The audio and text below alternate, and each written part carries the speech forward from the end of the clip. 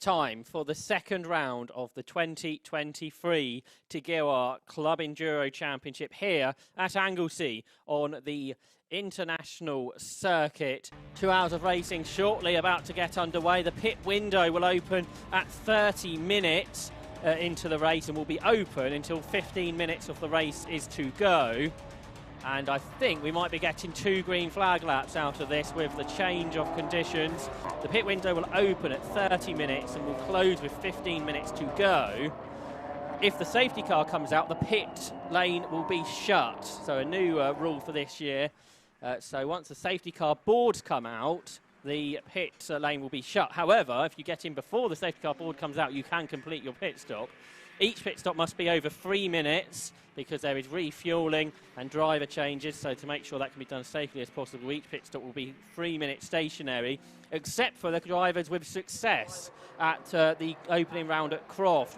On the third row is the Volkswagen Golf of Cole Swift, who will share with Team Boss, Rob Baker, alongside the Audi TT, driven by Dylan Brichter to start. Ryan Parkin will take over. We're about to get racing underway with changeable conditions in store over the next 2 hours, and it's Will Stacey versus Alec Lively off the front row, then some of the more powerful cars behind the 2 lightweights at the front, and on the inside comes the Sayat there of Mark Rice to grab second position away from Alec Lively, who's out over the curbs, and he doesn't want to touch that Sayat because I suspect that's a lot stronger than the Ginetta if there was any contact, which there is now because Alec Lively's going to the side of him.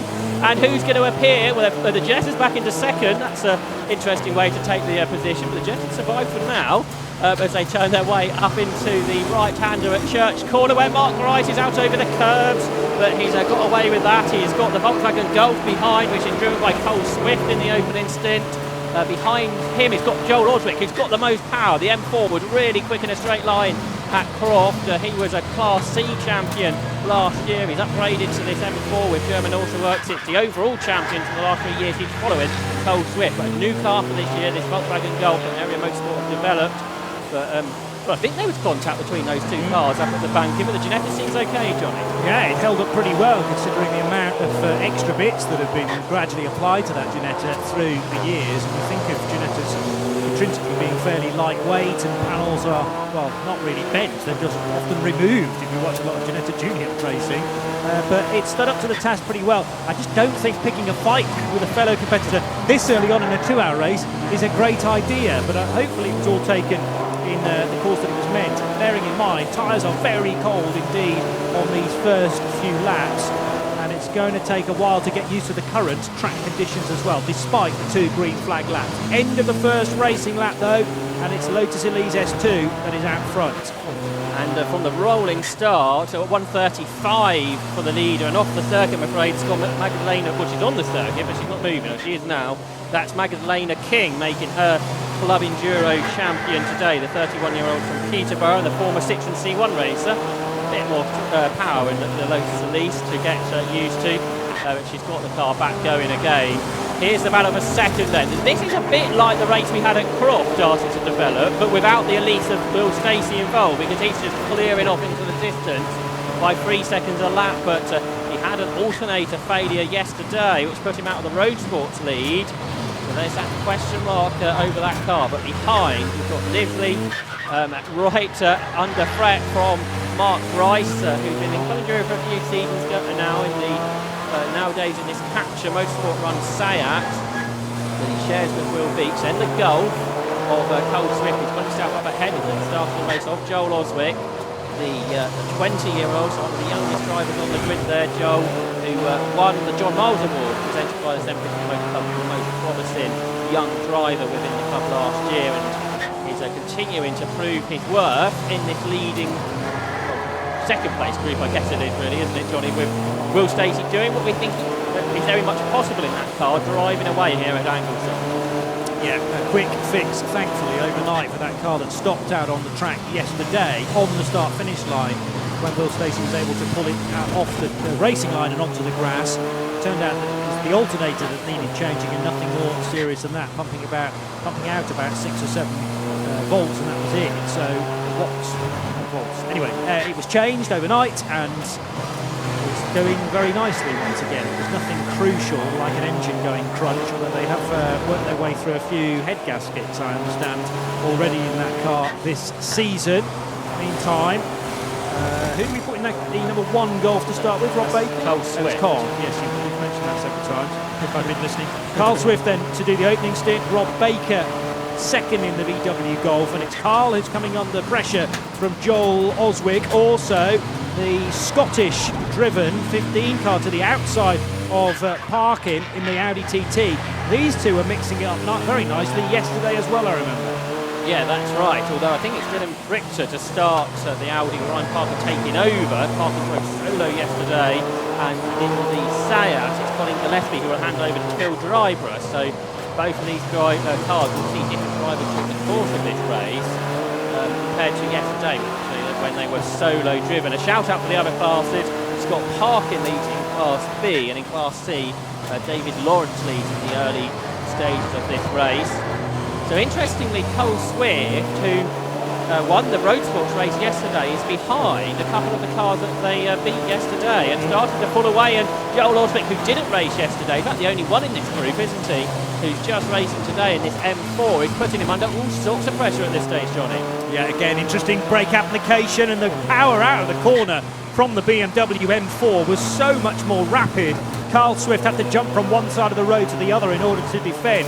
That's just about okay, I think, if it's one movement into the braking area. As again, Joel Oswick is super late on the brakes in the big BMW M4. This is drawing in Dylan Brichter and Colin Gillespie then in the following car. So Audi TT ahead of Seat Cupra with the tartan nose of Colin's car that he shares with Phil Dryborough. He's in later on.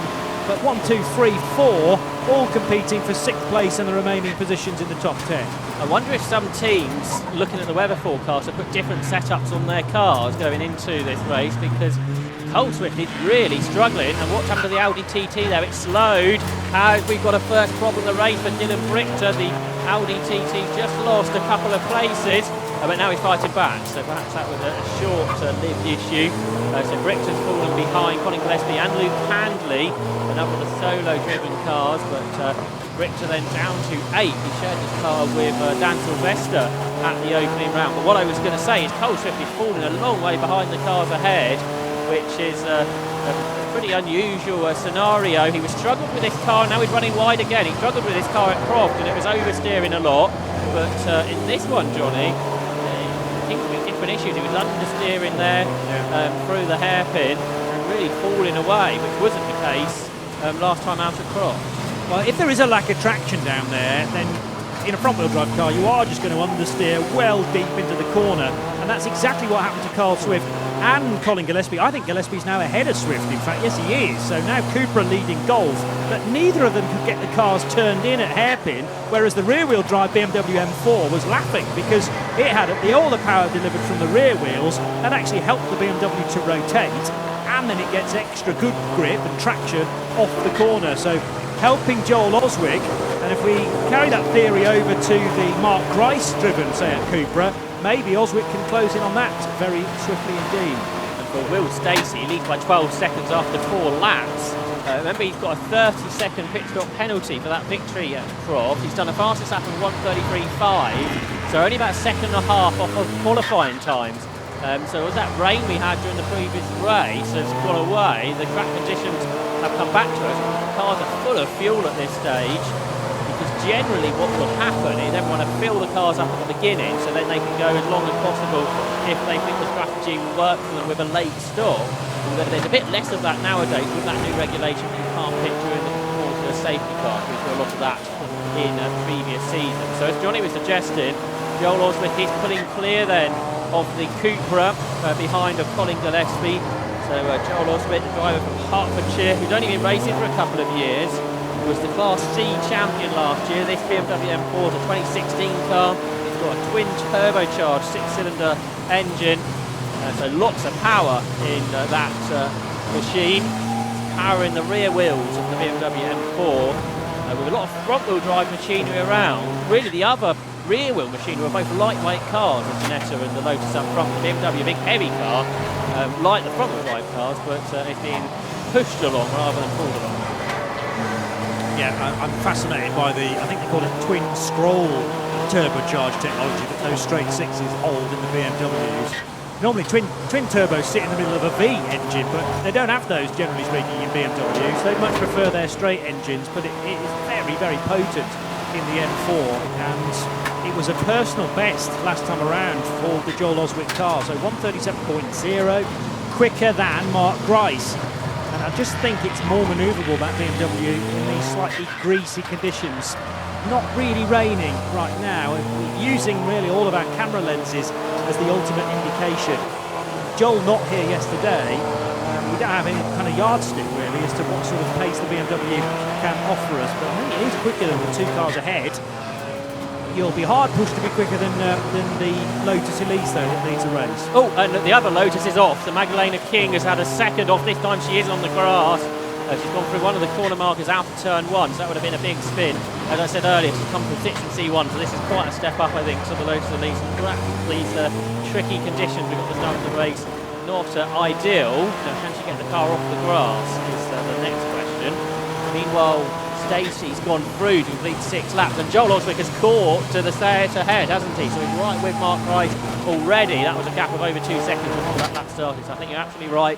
At the moment, the rear-wheel drive cars are good. I think if we get full wet conditions, that's when the front-wheel drive could come into effect. But that concerning weather pattern about half an hour ago is probably less concerning at the moment.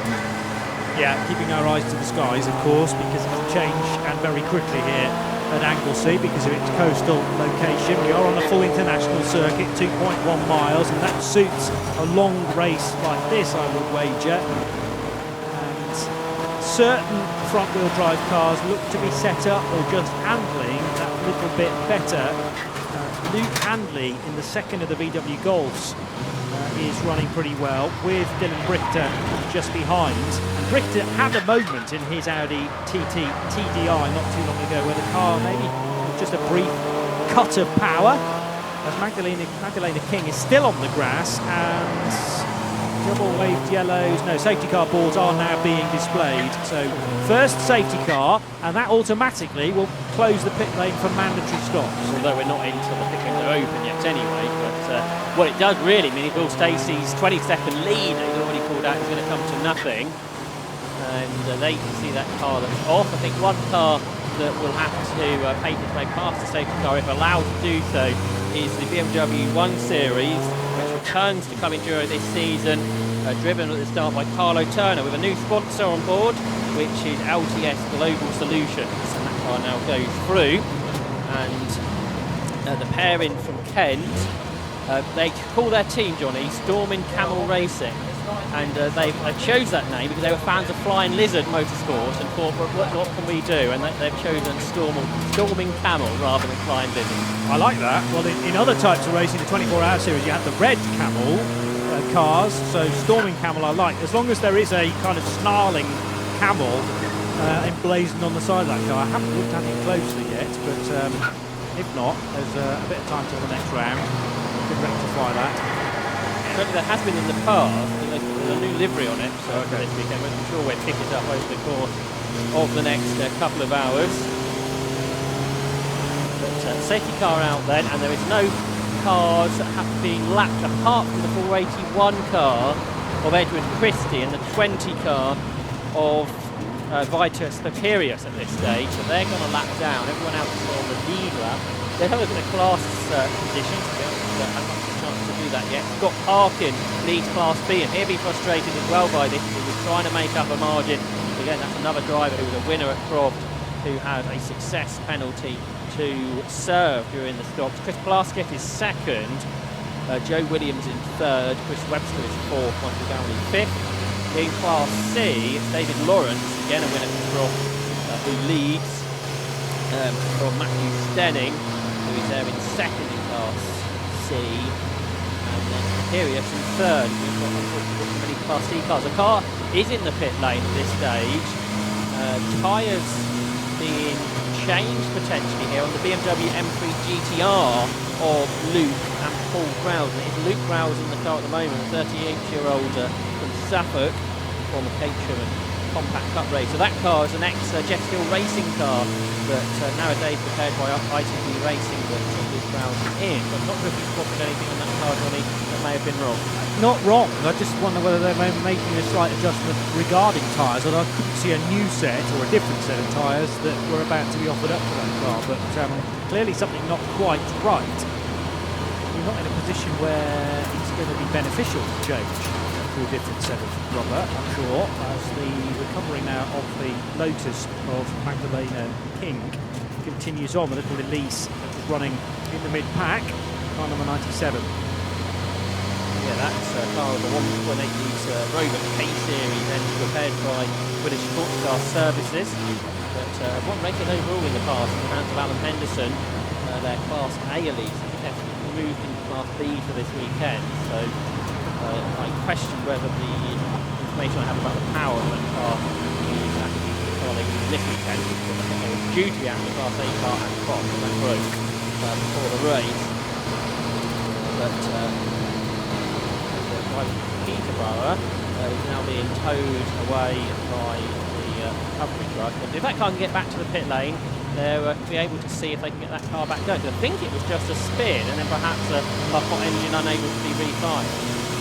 One of the polystyrene boards was completely torn apart, but that was just a spin when Magdalena was somewhat of a passenger going backwards through those boards that are designed to be hit and not do too much damage to the car. So we've had 15 minutes under the first safety car. Mandatory stops not yet allowed, but we can head to the pit lane now to Andy McEwen for this update.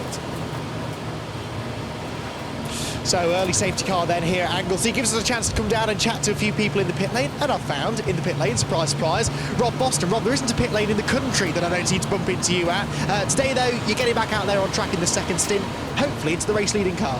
Hopefully, yeah. We've the car's been ever so quick this weekend. You know, been really happy with the car. Wheels driving superbly. We've been fast. We just need to bring it home now. We've got a little bit of a challenge in that if we keep getting these safety cars, then we're not going to get to draw out our necessary gap for the pit stop penalty, the success penalty. So we would quite like the race to get going, so we can get a bit of a gap, and then yeah, I'll jump in the car and hopefully just do enough to bring it home. It looks like the perfect car really for this place. Quite a technical circuit. We know the Lotus that really excels in those sort of low speed change of direction corners. Yeah, it's it does. The attributes of the little Lotus around here are just ideal for the circuit. So, you know, compared to our competition, this is a good one.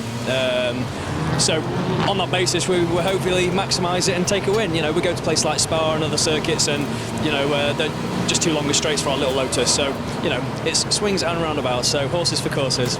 Will's doing a good job out there so far. I last saw him probably 5 or 6 years ago in a Mazda of yours. He and you, of course, have both had success in Lotus in the past, though. So it's a brand that you are familiar with. Yeah, I mean, we're well familiar with the Lotus. It's every day's a learning day, though. You know, we've had the new one yesterday, a new little problem, so there's always something. But, you know, as long as we do our best, stay on top of it, and, yeah, I think today's going to be trying to be a sensible day.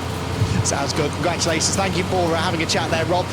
Heard you chatting about weather just now as well, by the way. It is not raining at the moment, I can tell you, having popped outside again. But it's just got that feel about it that there might be some rain on the way. A long way to go in this race, of course, so wouldn't be surprised if the weather does affect it at some point. Thanks, Andy. Good timing because the safety car lights are out. And I suspect what we're about to see, Johnny, is Will Stacey drive away from the pack once again, which is the way this weekend has gone. A very different track to Croft last time out. We heard there from Rob, different cars suit different circuits, and at Croft it was very equally matched. We've got that again behind Will Stacey, but Will's just that bit faster around this layout. The other thing that cars that are very, very potent don't tend to like is circulating at reduced speed, because you have to think about things like heat soak. You know, red hot racing car all of a sudden being told to go around at safety car speed, and there is a chance for certain components to become very warm. The slight issue that Rob was talking about that he didn't mention in truth was the alternator failed yesterday and they had to replace it overnight, but that's a pretty quick fix on the Lotus Elise S2. Will Stacey will continue to lead, Josh. And problems for Cole Swift because he was stuck behind the lapped car, which meant that he's lost a lot of time for second place. We've got to change though because Mark Grice has got the Cupra up alongside Alec Livesley, who he squeezes and squeezes and squeezes on the grass, heading up towards Church Corner. So Alec Livesley's, he's got to be very cautious through Church because he got dirt on his tyres. Probably he would have been advised just to back out at that moment to get back onto the circuit. But what that means he's now under threat as well from the M4 of Joel Oswick, but a big gap behind Colin Gillespie because of that lapped car between Gillespie and Cole Swift. Cole Swift knew he couldn't get past until the line, which means he lost 7 seconds. Yeah.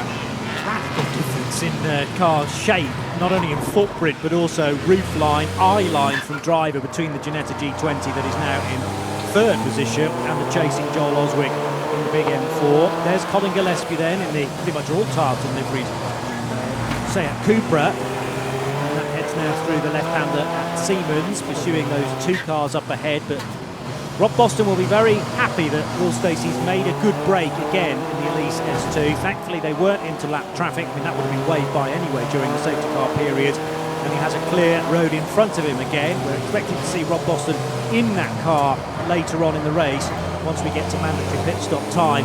And the classic TCR moment for a Seat Cupra in that the front right wing extension, if you like, the outside of the fender is starting to work its way loose, I notice, on the Grice car. So he's up to 2nd position, but an indication maybe of the contact with that Ginetta, although I think it was on the front right rather than the front left, which is where the Ginetta ran out onto the grass.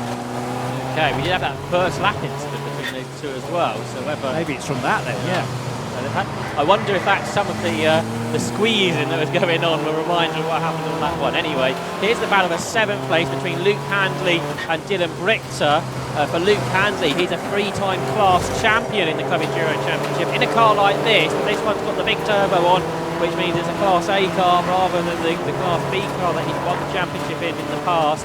So a step up against the fast cars this year for Luke Handley, and he's been there or thereabouts so far. That car, you remember, had an incident in the Motorsport race yesterday. That was a suspension collapsed going up towards the hairpin. The area Motorsport team have fixed that though for Luke Handley, and he's one of the few people who is a solo driven car, which can sometimes be hard work, but it's a much cooler day than we've had on occasion. Now, I've seen the safety car light on and the safety car board being shown, so we're trying to work out for you what they did for with 20 minutes into the race.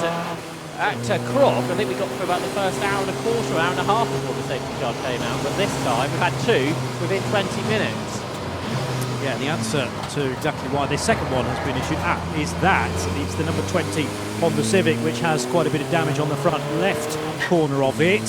Damage to the wing, but more crucially, I think either a steering arm that's gone bang or a wheel hub that has failed. So that is the 20 Honda Civic of Vytautas Pipiras, and Pipiras was sharing that car, wasn't he? So we're not going to see a second driver in that machine either. I think he's solo today. Oh, okay. Pipiras, I believe. No, you're right, yeah. It's the 3rd of the Class D cars, and unfortunately the bottom class of the cars or the cars with least power a little bit lower on numbers this weekend. So a shame that we may have lost one early for Pipiras, who's a new driver to racing. And this car that he's driving, part of the Tagiwa Foundation programme in cooperation with the 750 Motor Club, which basically means there's a set fee and the club can sort out your race licence, will get you overalls, all your race entries for a full season of racing for a set cost. So they're a very popular thing, not just in Club Enduro but in other categories as well. But unfortunately that car in strife for Pipiras in the Lithuanian liveried machine. And if that the damage that appeared, that may be a car that does not come back during the course of this race. So, what was Rob Boston saying about not wanting safety cars? I didn't he jinxed it that time. That's not our fault, is it? No, definitely not. Don't blame the commentators in that case. I can see what he's saying though about wanting some rhythm to the race, wanting nice clear air, because the Lotus likes to run as cool as possible, as do most of the cars in this race indeed. And again, the fact that these cars are their progress is being hampered by the safety car is just not healthy, especially we're still a long way away from the pit lane opening. Haven't quite had half an hour of this race, so over 75% of it still to be done. And the frustrating stint for Will Stacey, because this is the point where the lead needs to be being built as early as possible. Yeah, he's got a 30-second success penalty problem to think about. As it stands, able to build any type of lead over the car that actually is second at Croft, the car driven by Mark Rice to begin this race. All those different shapes and sizes you mentioned is coming through. I haven't counted up all the different types of car we've got, but there's very few which are replicated over the grid here. There's a few Golfs out there, but even then some of them are diesel powered and other are petrol powered. And it's great to see the variety which once again the 750 Motor Club has brought together here. 3 Civics, but I would think that the one that's just sadly retired is possibly the oldest of the 3. There is another Type RF, as it's called, Type RF for the Lawrence and Sanford duo, and also for Peerless and Stenning in the standard Type R. But I haven't seen all those Hondas side by side, just at high rate heading past us on the start-finish straight. But again, I think it goes with your argument that they're all very different. The King Lotus is back.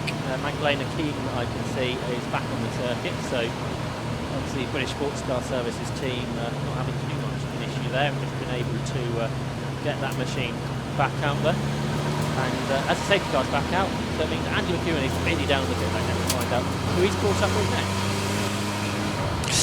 Well, quite a peaceful afternoon down here in the pit lane so far, because once again the track falls quiet with a safety car. Gives me an opportunity to have a wander up right to the very end of the pit lane, where I found Rob Baker from Area Motorsport. Rob, sharing your VW Golf with Carl Swift again today.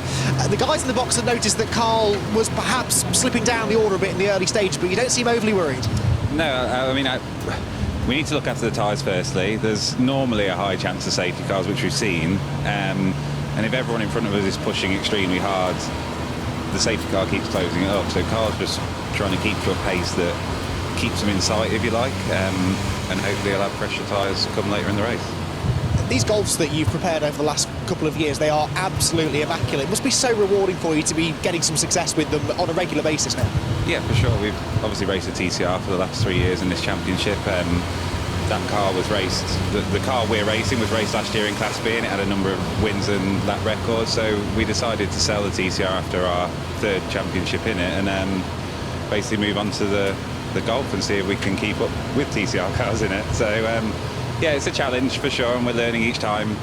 We've had the cars for a while, but the power is totally different to manage. It's about an extra 70 horsepower, but yeah, we did well in road sports yesterday, won that, so that's the first win we've had in Class A with that car. See what we can do today. It must be good fun for you as well to be able to get back out behind the wheel, because I'd imagine it can be a bit stressful running a team in a high-level championship. To get out there and just get back to what you love doing the most must be really good. Yeah, I enjoy doing it, and I'm fortunate we've got a great team of guys around us, so in situations like this they've all done it with me for 5-6 years, so they know it like clockwork, and it's not really something I have to keep on top of. I can leave the guys to it and know they're going to do a good job. Well, so far they're doing a brilliant job, as is Carl out on track. We'll let you get back to it now and look forward to seeing you in the car later. Thank you very much. Cheers. So Rob Baker then will be taking over that Golf a little bit later on, but no panic with Carl Swift's pace. They've got it all in hand. Thanks, Andy. Good to hear there from 3-time champion in the Club Enduro Championship, Rob Baker. A bit of intel about what the thinking process has been for moving away from the Cupra and the self-developed Mark 7 Volkswagen Golf that he shares with his long-time co-driver, Carl Swift, currently in 6th position. So a car that slid around a lot of the circuit at Croft and had some developments since 4 weeks ago. It's got a different feel to it here, and as they were saying there, just looking after the tyres at this stage. They'll be glad that it's not as hot as yesterday when he come into the tyres, but again, a long race, and if you can try and double stint those tyres, that'll help you make sure you make the pit stop in that minimum 3 minutes. Yeah, true. So you can't go quicker than 3 minutes, but what you don't want is the work in the pit lane extending beyond that, because everyone has tried to time things as swiftly as possible. It often runs like clockwork. Sometimes there are the odd niggle here and there. And important to look after your tyres. I think regardless, these safety car periods will be helping with tyre wear. Nevertheless, cars, and also with fuel burn, burning far less fuel at these much reduced pace for those cars. Now the stricken Honda Civic of Vitautas Piperas is being hooked up. Now, this is a Honda S2000, which I don't remember racing yesterday. So this is what I'm talking about. You get to the end of a race meeting and see a car for the first time, Josh. Yeah, and this is the S2000, you say, driven by Dan Alsano, who was Joel Oswald's teammate last year in a BMW 3 Series, where they won the Class C Championship. But Dan now out in this S2000 with Charlie Dark, who's also doing the class. With another different model of car within the championship, and that is what it is all about. And with a bit of luck, we're going to see another type of Honda before the end of the season, because Tagiwa, our championship sponsors, are currently building up a Honda NSX for the season. We've seen one out in the past. We look forward to seeing that later on in the year. So another type of car to look forward to. Because of this power to weight ratio, if you've got a production car that's not ridiculously quick, you can fit that into this championship. Yeah, and it's all assembled deliberately like that to attract as many different types of car to the Tagiwa Club Enduro as possible. I'm a car fan at the end of the day. Like to watch close racing, but with new and varied cars being added to this particular trophy with each round, that's really encouraging from a popularity stance, but also for interest as well, for spectators and for fellow competitors too. They want to see what they can match their cars up to, and you've got the Golfs, as you said, that are of different specs. So the TCRs with those very wide front, particularly wheel arches, and the Seats that have similar. You need to keep an eye on the front right corner of the 27 Seat of Mark Rice, and whether that's going to start to detach any more. But then the more standard Golfs further back, including that one that's just weaving around there, looking very stealth-like indeed. Now, as the pace of the safety car really backs off, so the light must be out now, and this is a pace being set by Will Stacey, easing his way into the hairpin, and now the Lotus goes, Josh. I'd suggest if you're driving that slowly, the others could overtake you because you could have broken down. Well, that was a little bit, maybe a little bit too far for Will Stacey. Anyway, that's what he's done. He knows he's quick through the hairpin, and that's where he tries to let the safety car get away and then propel his way forward. Because now he's got a different car behind him. For the first time, it's the Cupra of Mark Grice that's there in second place, and Lively in third, Oswick is fourth, fifth is Gillespie, and then in sixth position is Cole Swift in that area Motorsport developed Volkswagen Golf. And he's right back in the races now after that safety car period. There's the Class B leader, that's Scott Parkin. Second in Class B is the second of these Golfs, that's Christopher Plaskett. Now that's one of the Class B area Golfs that Rob Baker was talking about, that they basically just put the bigger turbocharger on and a few aero upgrades and moved it into Class A. Well, that car there, that Cole Swift is at the wheel of. So it looks a bit like a TCR car, but that particular Golf is not. That is a self-developed machine. I believe it's got a TCR rear wing, so that's can confuse matters. But there's Lively in third position in this Z-Tech powered Ginetta G20, which he published yesterday. Originally, we won the original Ginetta G20 Junior cars, which has now remarkably been changed. There's our Class B leader. So this is Scott Parkin in the diesel Golf, for the 33-year-old from South Yorkshire. It's an ex-Volkswagen Cup car that's been developed by Darkside Motorsport and has a diesel engine attached because Darkside are diesel experts. So if you have a business where you want a garage expertising in diesel machines, why not come and race them? And that's what they've done with not just that Volkswagen Golf, but the Audi TT as well, which is driven by Scott's twin brother Brian Parkin a little bit later on. Out of a third position though, Johnny, up across the line, and there's what, 7-8 cars involved? Yeah, well, Leslie is leading that particular part of the race with the Ginetta G20 to hand over to Adam Bessel later on, but Joel Oswick right with him in the BMW, only 0.6 of a second back. Then you've got Carl Swift in the VW Golf, and as Rob was describing, going, well, approaching this at a more steady pace perhaps than others, hoping the race comes to them much later on. Luke Handley is only a second or so back from the GTI. Another quick glance at Scott Parkin then, who leads Class B in the Golf TDI, heading through Church now. But a glance once again at Luke Handley just ahead of the Audi TT of Dylan Brichter. As we've had half an hour of the race, the pit window is now open. And I just wonder, Johnny, when the best time to stop is? Firstly, obviously, you need to make sure your fuel tank will allow you to go the rest of the distance. But is it better to make an early pit? So with these new regulations, I'm not particularly sure of that now. Because before, if the pit window was open throughout, the safety car didn't make a difference. Generally, you waited until the safety car came out and made the pit stop. You can't do that anymore. And it really has mixed up the pit strategy, and that's the whole idea of that regulation. And we'll see if any of the teams learn from what happened in Croft, whether they adjust their strategy accordingly. The longer you leave it, the more dangerous that game becomes, because we've already heard, it was Rob that made the point that this has got a high percentage of safety car, this particular track. There's always the opportunity to spin off and end up in a vulnerable position. I think because of Anglesey's nature of folding back on itself. A perfect example was in the All Porsche Trophy a little earlier on in the day when I said, oh, that car's safe, and then you went, yeah, but what about the approach into the final corner, which I'd completely forgotten about. So there's always the chance of a high probability of safety car. We've already had 2 of them within the opening half an hour, so I would favour pitting earlier in the pit window than later, but perhaps not in the opening 5 minutes. There we see Joel Oswick then, the Class C champ from last year, out in this German Autoworks M4, just being chased by Colin Gillespie. He's been racing the championship for a while now, and Oswick was mighty late on the brakes there and almost got into the side of the Ginetta GT20 of Alec Livesey. He just caught that. And Oswick, he went really well at Croft, but they had a few technical problems towards the end of the race, that machine. Only the second race that he's been in it. And he turns his way then up through the left-hander of Siemens. We've had M4's win races in the past. Luke Sajakowski, Dave Whitmore, they shared an M4 to victories.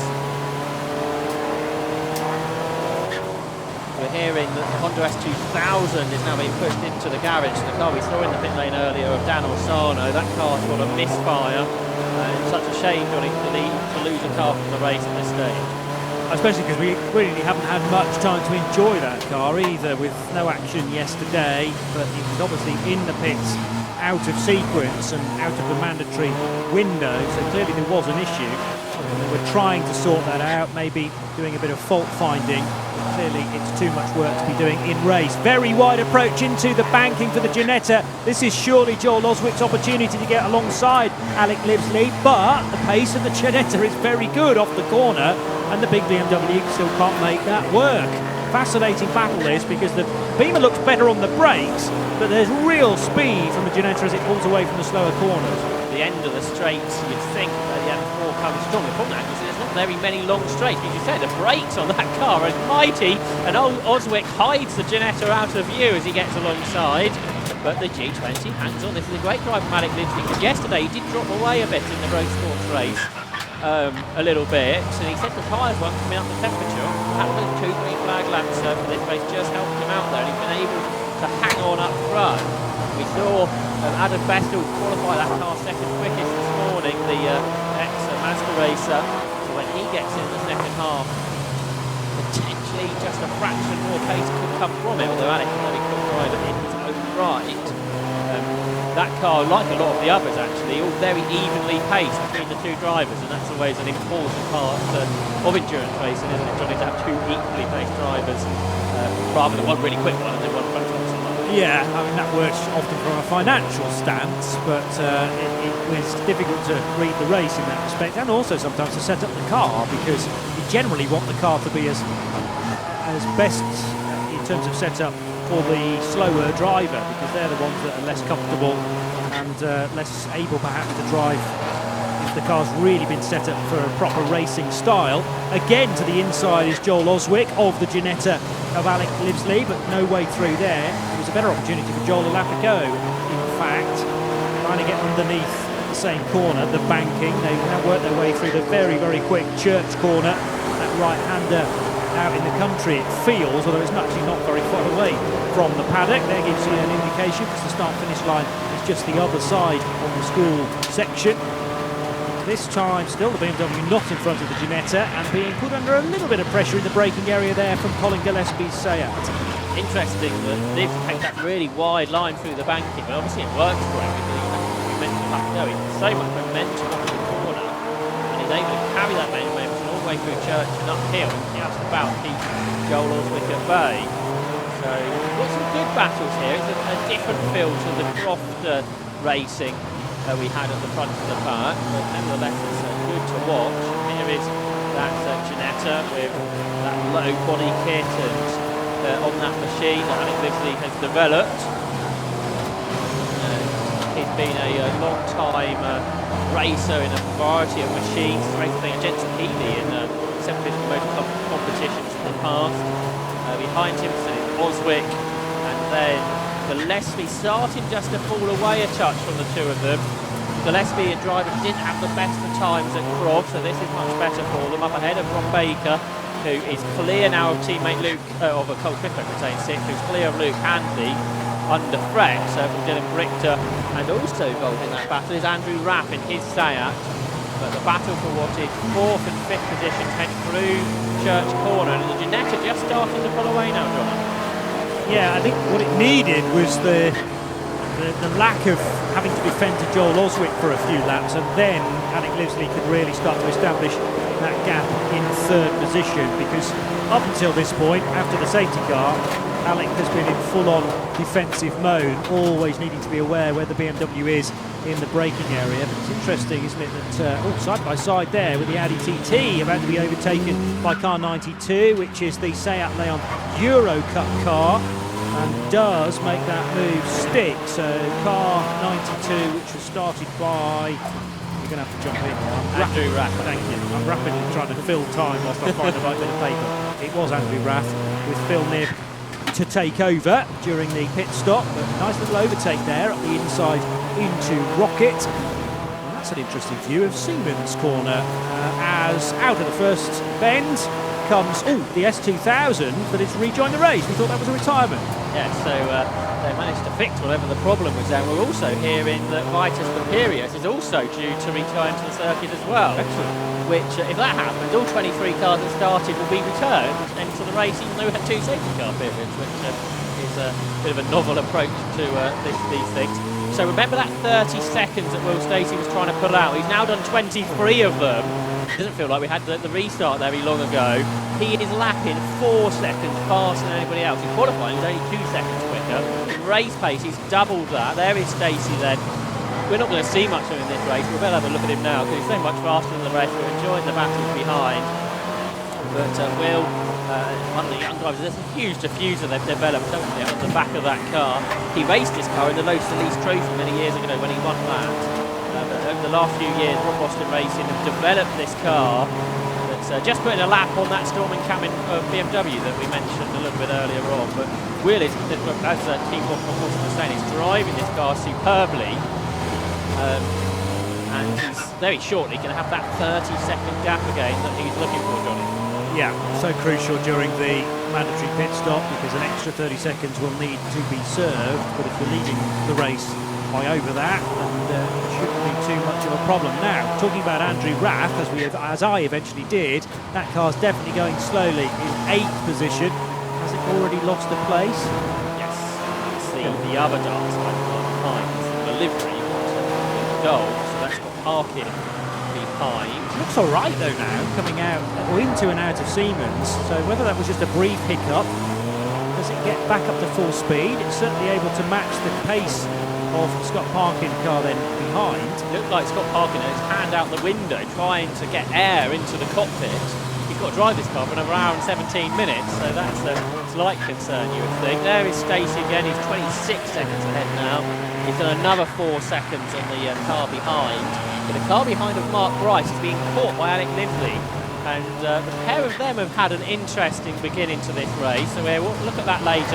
This is the battle for 3rd in Class B, because Joe Williams, with rain spots on our camera lenses again, has been caught by the Ginetta G40, another car that started life with Ginetta Junior, but has been upgraded. This is the car of Chris Webster, who owns this machine. The car that was previously owned in the Rocco collection. so therefore has a Golf livery to it. And Chris Webster drives the car across the line. It's nowadays got a 2.5 litre Duratec engine. It's a 2015 machine. And again, very different sizes and shapes in this battle line. Yeah, great to see, because the Ginetta that is traditionally from one make racing, whether that be the juniors or the G40 Drivers' Championship of various different levels that you can get to, but it's amazing what you can do with the Ginetta G40 and how much souped up you can get it. Chris Webster's done a wonderful job sharing that car with Tidmarsh, Matthew Tidmarsh. So we'll see the driver change again a little later on in the race, but for the time being, a good dice at the moment with the 88 VW Golf heading into and out of Rocket. Joe Williams versus Chris Webster is a battle I think that will continue on. Chris has decided that the best way of getting the airflow correct is to at least open the driver's window, the passenger window stays closed. So he continues the battle with Joe Williams, who is Herefordshire, only started racing last year. He's done a little bit of racing in the production Golf Series, but nowadays enjoying the Club Enduro Championship. This car previously raced by Mark Rice and Will Beach, who are in second place. They had a Golf before. This is it, it's a 2 litre turbocharged car from 2010, which is prepared by Joe's Williams race team. So they make their way up towards the line. This is a battle of 13th overall. Class B continuing to be led by Scott Parkin, who is 4 seconds clear of Chris Blaskin. Again, both of those drivers with success penalties, more for Scott Parkin. So that is another battle that could change. I've noticed though, the rain starting to fall, which means some of the drivers are electing to put their window wipers on. And for Will Stacey, but on the previous lap his lap was a bit slow, but I think that was just traffic. He's still in the 33s, but I guess that's the other thing the teams might be waiting for. If they perhaps will need to change tyres at some point to put the wetter tyres onto the more heavily grooved tyres, they don't want to be having to do that out of a mandatory stop. Yeah, if you can do the two at the same time, then that will reward you hugely. A little bit of grass taken there by Will Stacey. He's pushing so hard to dispatch and therefore lap Chris Webster in the sky blue of the Golf livery. So he's now sitting between Webster's Ginetta and Joe Williams's Golf. He's now 36 seconds ahead of Mark Grice, so he's got the gap he needs. He was 6 seconds faster on that last lap. It's ridiculous, isn't it? I know there may have been traffic involved, but that is an extreme rate of pulling away. The battle of a second is about to go into traffic, and Mark Grice is continuing to keep Alec Lively at bay. They're just heading up towards Rocket now. I think Joel Oswick and Colin Gillespie not that far behind. So you just see them in the distance. You can see the rain falling as well there. Potentially heavier than we've seen yet. But it's a great battle. As I say, this is quite similar to Croft, just that we're facing not involved and well up the road. The battle instead for second position, now going through a couple of battles. Again, I'm judging it by Alpha Live's camera lenses, but the rain seems to be worse down at Hairpin and also the top end of the circuit at Rocket, which tends to be where the weather closes in. I don't think it's as bad coming out of turn 1 and into the banking, so probably everyone's having to adapt depending on where they are around the circuit. This is the view to Siemens, definitely lots of windscreen wipers in action there, and also important to judge whether you're on intermittent or full wiper setting. Joel Oswick, I think, is somewhere in the middle there. Oh, and a squirm from the BMW coming out of Hairpin. I think that's as he dropped the rear left tyre on the very wet grass there, but controlled neatly. So second and third, right together. Mark Grice ahead of the Ginetta, driven by Alec Livesley, and another car returning to the racetrack, which is the Lithuanian Honda. Yeah, that's right. So Kapiras, who we thought had a significant failure earlier, told hit a cone of some description earlier. That car's returned. Importantly, if they can get that car to 50% completed race distance, they will score points. And if there's only 3 cars in Class C, that means significant points on offer as well. He arrives though right in front of the second and third place fight overall, and it meant that Mark Grice and Alec Livesley possibly had to get out of the throttle. I think that was definitely the case for Mark Grice, who still has that bit of bodywork trailing. He won't know anything about that, but it's something for the officials to keep their eye on, just to make sure that the outer skin of the wheel arch isn't working its way further loose. To be honest, I've seen that bit of bodywork start to loosen up at about the 12-hour mark of a 24-hour race, and it hangs on for the rest of it, so it's not an immediate concern. Ginetta a little wide uphill, then heading down the hill towards Siemens. Just lost touch of Mark Grice in this occasion, and that is allowing the BMW of Joel Oswick to get a bit closer. So this battle, we haven't yet really seen terribly much side-by-side action, but that might be about to come. We're coming up towards the halfway distance. We're 11.5 minutes away from that now. Lap time still pretty close to dry pace. We're not seeing any kind of spray or anything like that at this stage. Looks like the second place car in Class C about to go a lap down Matthew Steng. He's not that far behind the class leader, David Lawrence, who just goes through shot there now. But Lively, a wide line, and Oswick well out over the curb, sideways in the M4. How often have we seen that when it starts to rain? Cars get up over the curves. I'd imagine the front-wheel drive cars won't be so bad, but a car like the M4, which has got a lot of brake horsepower, doesn't want to be doing that too much for Joel Oswick. That's at least the second slide we've seen out of a slow corner for him on recent laps. Yeah, well, it's very easy if you then do get up the curbs and start to rotate to spin all the way around and into the pit wall. So that is not the place that you want to be testing how much grip is out there. Once you've gone over the limit, it may be too much to get back again. As you say, so much power going through those rear wheels of the M4 in the hands of Joel Oswick. He heads up the hill then with clear sight again of the strange saying it, Seat versus Ginetta battle of two very, very different cars, but nevertheless evenly matched. And the Mark Grice driven car, who's going to be the quicker of the two there between Mark Grice and Will Beach? Or is it about the same? They're pretty similar nowadays. Mark Grice the more experienced, but Will just as quick as his co-driver Mark Grice. Okay. So this is going to be a strong attack all the way through the race as the lights are starting to flash now from Mark Grice, a slower Honda Civic to negotiate next as traffic. Yeah, we'll see how they deal with that. I think the Class C leader, David Lawrence, I think, heads that pass by 9 seconds. He keeps the right-hand side of the circuit, and it's not a problem for that back with a second place to slice through. And because he was on the inside line of that back market, Joel Oswick's not to worry about the curb, the exit of the corner. Just behind them, doing a good job, is Colin Gillespie, who was a podium finisher the first time he raced this car. Again, very different lines into the banking for Lively and Oswick. The exit at the very least, it's certainly where Lively's got the advantage. It's been an eventful race with Vitus Papirias, hasn't it? He's had a spin, the 32-year-old from Suffolk, in that Lithuanian coloured machine. There's a Class B leader, that is Scott Parkin, and he leads the class now for only 6 seconds over Chris Pulaski, who's about to go a lap down on the race leader, Will Stacey, as they come across the line. So Stacey's at the line, he's now half a lap ahead of anybody else, and the next half a lap covers many, many cars.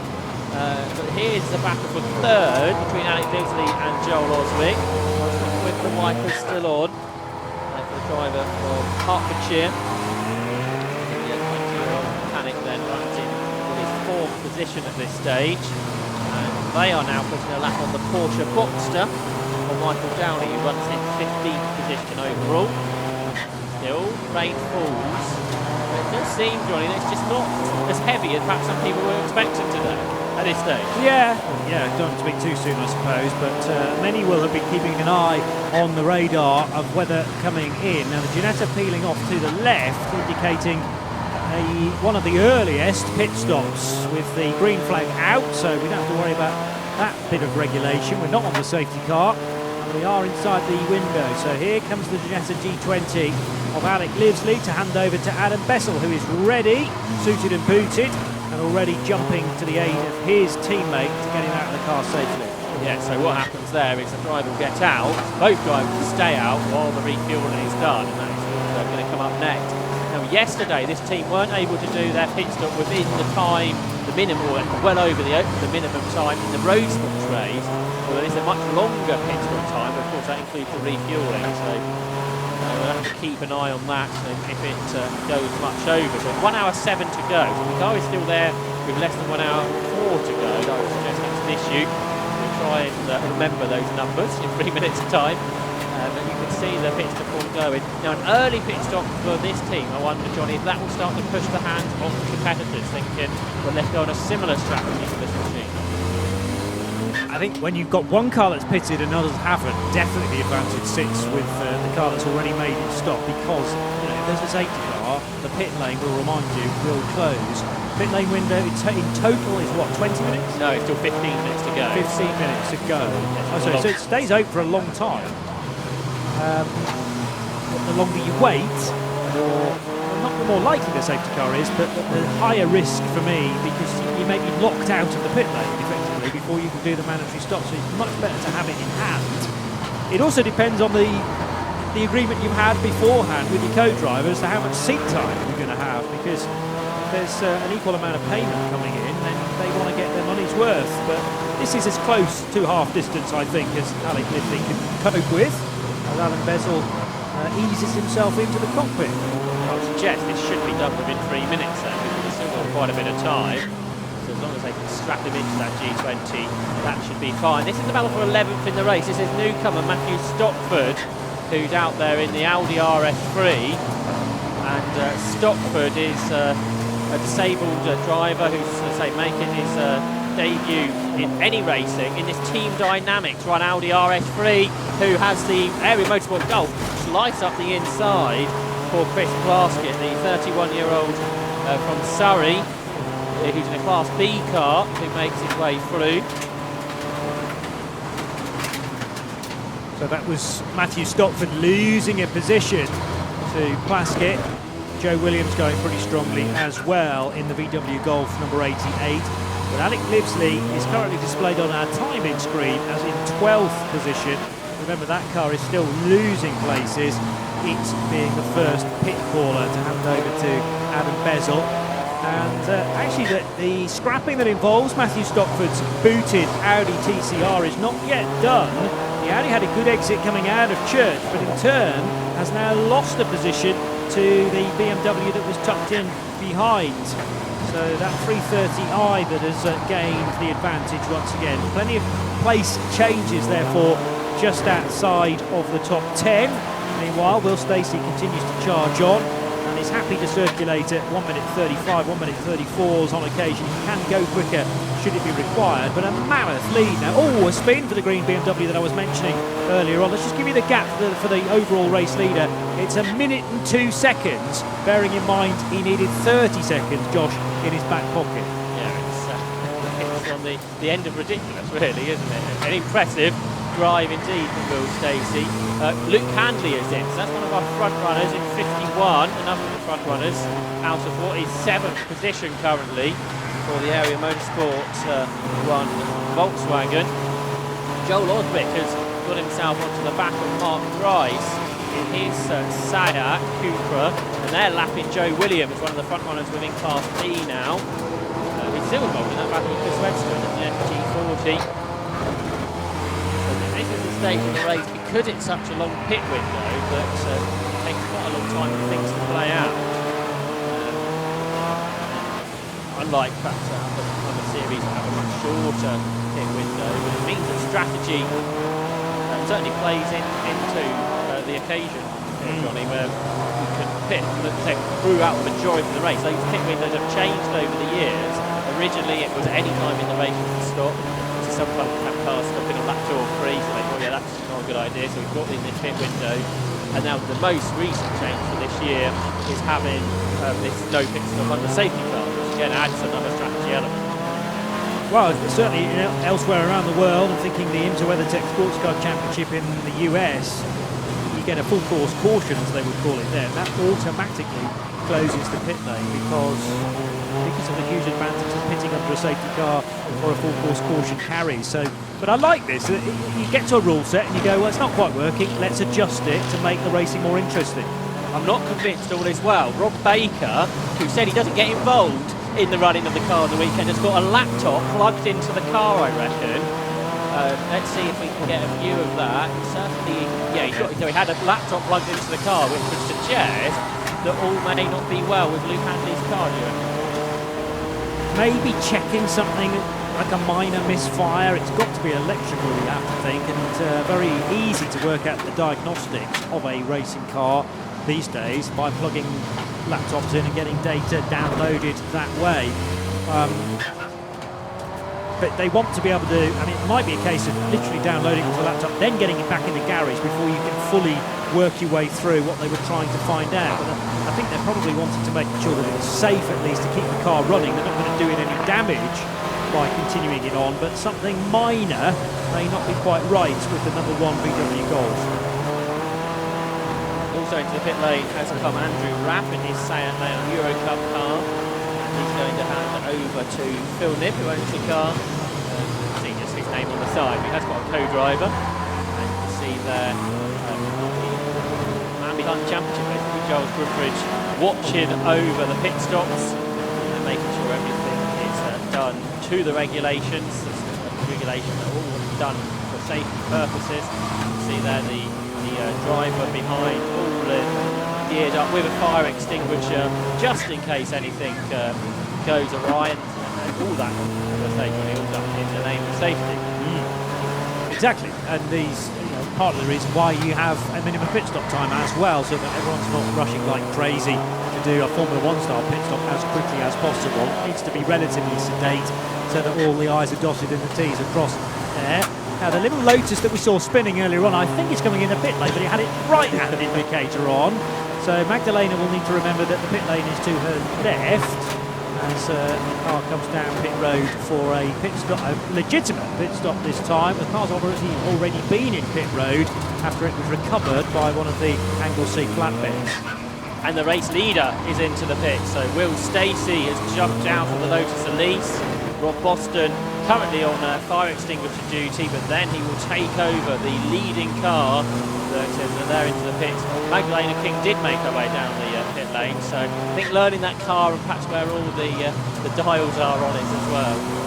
But she will hand over to Amy Riley, who therefore will make her debut in the Club Enduro Championship. The second of these cars is the Class C leader. This is David Lawrence in the Honda Civic FN2, another of the foundation cars that 750 Motor Club and Tagua put together, I believe, run by VW and Motorsport. You can see on the side there. David Lawrence is running in 14th position overall, leading the class, only though by about 9 seconds, and he has a 30-second pit stop penalty to serve as well, so that can change the order within Class C into the second half. So with Stacey in the pit lane, this has become the race lead battle we just saw out of the shot there, which is Mark Rice versus Joel Oswick. A bit further down the road is Dylan Brichter, who continues on in what is going to become fifth position in the diesel Audi TDT. Yeah, Ryan Parkins TT driven by Brichter at the moment, yet to stop then. That's why it has gained maybe a plate or two during the pit stop cycle. The car's ahead of it coming down pit road. The Audi we're still waiting for. Same goes for Will Stacey, who will eventually hand over to Rob Boston. Remember, they've got a long way to go of the pit lane being open effectively for the managers to stop. Another pretty much 45 minutes to play with, should it be necessary. Luke Browse appearing over the brow there into turn number 1. And he'll be handing over to, are they brothers, the Browse? Well, we're not sure about that. Let's not even go there then, because it's always embarrassing when you get it wrong. Luke and Paul Browse sharing that bright green car. And Amy Riley, we see there, gets into the Lotus Elise after their pit stop. Lead battle across the line is pretty close. The report that we've got from downstairs is that Luke Handley's car was plugged in to clear a code which they believe was causing a misfire. So, as you thought. Yes! It's so rare that I get things like that right, Josh. I'm having a mini celebration over here. So, as you can see on our timing tower, now 4/10 of a second separate the two leaders, Mark Rice and Joel Oswick, who were 5 seconds ahead of Colin Gillespie and Cole Swift.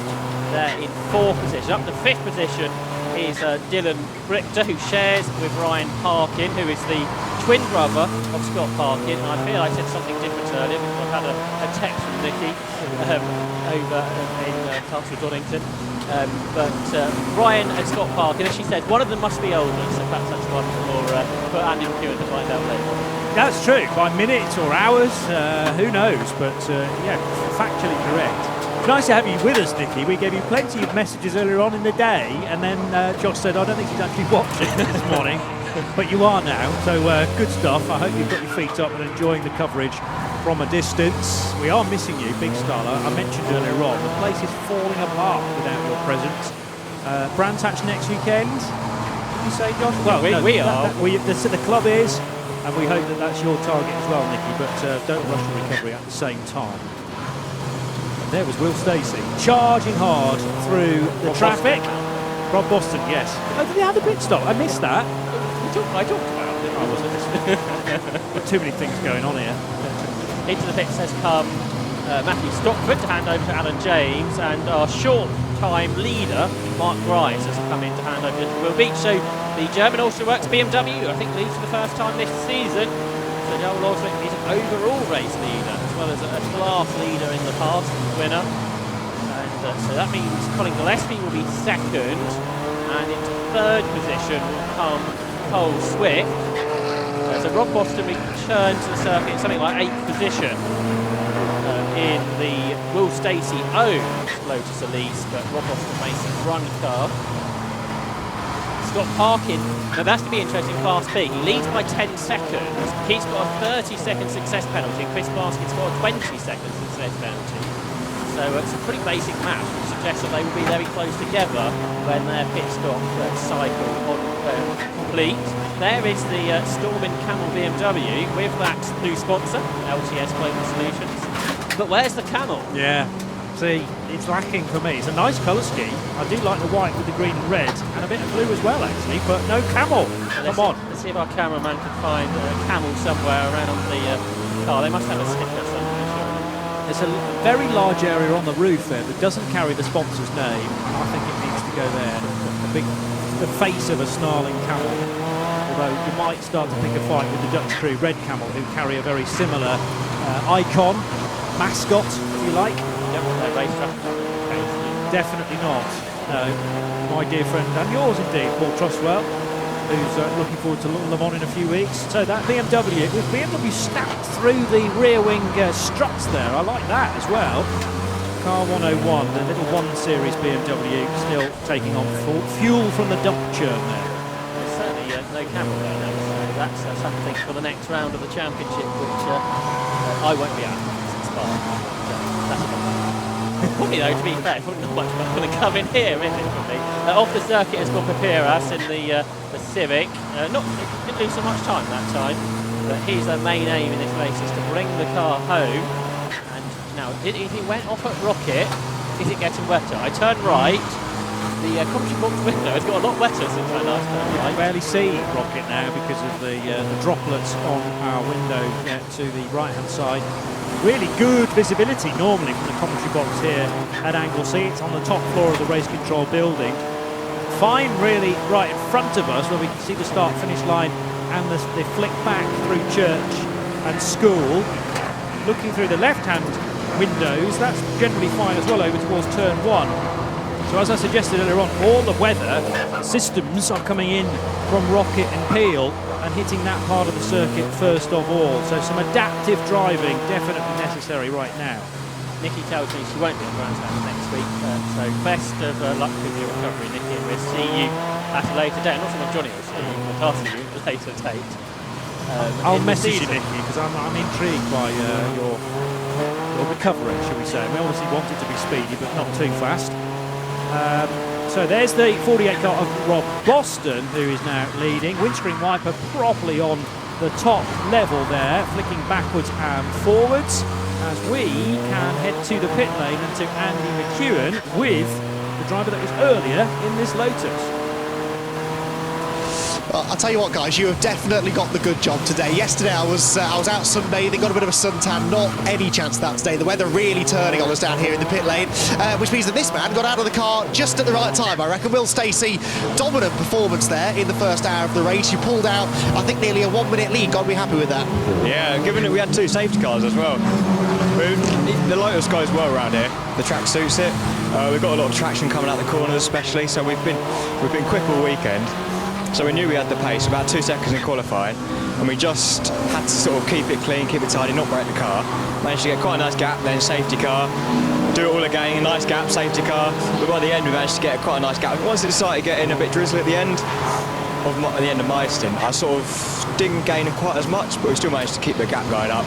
Handed over to Rob. We had a 30-second success penalty from the previous race for the win, so I'm not sure who else has the 20 seconds and the 10 seconds, second and third. So we had to sort of keep pushing to get a nice little gap. You say that you avoided the worst of the weather. It did get a bit sketchy out there. I was watching from the pit wall, saw a couple of little slides out the final corner. Just showboating, or was it getting a bit slick? They weren't intentional, they weren't intentional. I think there's certain corners where you can sort of push it a bit more, where you feel a bit safer too, and coming out of there, if it was quite a nice corner to, you know that if it is wet, you can soon get out the power. Whereas if you're a bit uncertain about going into like a fast corner in the wet, you have to be a bit more cautious because you don't want to end up locking up and shooting off. Noticed during the pit stop there, they were just checking the oil levels. I think they topped the oil up. Are you concerned about a leak at all? Not a leak. I think that's just a standard sort of thing that we do because it drinks so much oil. I think that we get a 500ml bottle of water ready, full of oil, just to top it up during the pit stop. But I didn't have any problems with the car. It was all going all right. We had one thing during qualifying, on both mine and Rob's laps, we had gear was jumping up from third to fifth, and we found there's a loose engine mount, so we changed that. And it was okay then, but towards the end of that it did happen once or twice when it would jump up to fifth, but it's not too much of a problem, hopefully it sort of stays about that level and we can just sort of be a bit careful and nurse it, bring it home. Awesome. Well, best of luck. I'm sure you've got a good guy out there, so I'm sure you're in safe hands, Rob. Hopefully he'll bring the car home for you. Well done then. Thank you. Thanks. So Will Stacey's job done. The rain sort of coming and going, but I think it's here to stay now for the rest of this race. Thanks, Andy. Hopefully you're able to find some friendly teams to keep you dry in their garages. We just saw a bit of a moment, I think, out of the final corner for Phil Knibb and his Seat, because he was pretty slow across the line. I wonder if he got out over those slippery curbs. Joel Oswick is leading by 6 seconds. His lap time is now 3 or 4 seconds slower than what they were in the dry. But no guesses who's still the quickest car out, though. It is that Lotus Elise of Rob Boston. But catching the top two is Cole Swift. He's catching Joel Oswick and Colin Gillespie in these conditions. All those cars yet to stop. Scott Parkin continues to lead Class B by 12 seconds, both he and Chaser Chris Plaskett also yet to pit. In Class C, I think we've seen both stops, and Mike Stanford is now leading the class. Problems potentially for the Audi TT in the pit lane here. The front wheel has been taken off. Now we've moved more problems in the pit lane of more significance, because the car now blocking the pit exit, which is the Stowe Market Glass BMW M3 GTR that's just about been moved out in time, Johnny. Yeah, of the brows, so that was not ideally placed. As now to the outside, Phil Dryber will go in the... No, still Colin Gillespie, must be. Yeah, that car's not stopped yet, so still up in second position. Chasing down ultimately Joel Oswick's BMW M4, but there's about 8 seconds between them. But yes, as the Browse BMW was trying to make a stop, it had just suddenly cut out completely. Rejoining was the 1 Series BMW car 101 of Grove and Turner, and that was just about able to exit the Parc Ferme area and avoid the slightly bigger 3 Series BMW that was being pushed by the Marshalls. Meantime, a place change at the end of that lap, which sees Chris Plaskett get ahead of Dylan Brichter's Audi TT that he shares with Ryan Parkin, now down to 6th position. Ginetta in the Rothco Golf colour is now in, so the G40 of Chris Webster to be handed over to Matthew Tidmarsh. So the Browse car is in. I wonder if it ran out of fuel. Might be as simple as that, mightn't it? Yeah, good shout. And into the pit lane has come the 20 car. I'm told this has been black flagged, the Vitius Hyperius car. I believe for driving standards. I've seen the car off the circuit a few times. And that car has been brought in, perhaps to check, make sure it's not a car problem that's caused the car to go off on a few occasions. Because we thought that car was damaged, didn't we? Which caused one of the safety car periods. But now that car in the pit lane. by order of the officials. Here's Cole Swift, who continues to catch Colin Gillespie. The gap now there just a couple of seconds. He was a second faster on the last lap. He's going to put a lap on Alan James in his Audi RS3, which I think the RS3 is a really good looking car. Good to see. We had a couple out of Ross. One update to see there, out in that Stockton Anderson livery car being won by TDI. I remember the early development of that car, which was done in part by James Kay, who was working basically with the factory team to get a good TCR setup. And it was James who initially took it to places like Dubai to do much longer races than really what TCRs are designed to do. But they stand up to the test. I mean, they're so well built, according to the sprint race regulations of TCR, that you can comfortably do a 12-hour and sometimes a 24-hour race in that TCR category. They're attempting 2 hours today, though. So we saw pit stops earlier, didn't we? The Ginetta of Alec Lisley and the Seat Cupra of Mark Rice. Adam Bessel has come out in front of now Will Beach by about 17 seconds. And that will be because of the success that from the Rice Beach team, who finished second. So they had a 20, there they are now. They had a 20-second longer pit stop, and that has dropped them, therefore, behind Adam Bessel. Because they're 17 seconds behind without the success penalty. That would be the other way around. And that is another new regulation, which I think came into last year, the success penalty. But it just means you have to work that little bit harder if you are, if you've done well in the previous race. Audi TCR being caught now by the 27-second Cupra, started by Mark Rice, and Will Beach now is right on the tail of the only Audi TCR car in the entry. Stockford is now Alan James driven car. Driver change there. There's the Dayglow yellow and black Cupra, with Audi right with it for company heading through Siemens. Yellow flags being waved up at the rocket, I noticed. Or were they blue flags perhaps? I can't quite tell the colour, but in these longer races we will see quite a lot of blue flags as traffic needing to be aware that quicker cars wanting to get through. I also wonder if maybe yellow flags as well. That particular window is covered by open water at the moment. You can't really see out the front in that direction. Rob Boston, by the way, about 50 seconds ahead of Adam Bessel after their stop. Now the Class B leader in, and the Team Darkside team are looking at the front right corner of this car. So Scott Parkin, who won the class last time out. Now, were they just making a setup adjustment there to the suspension?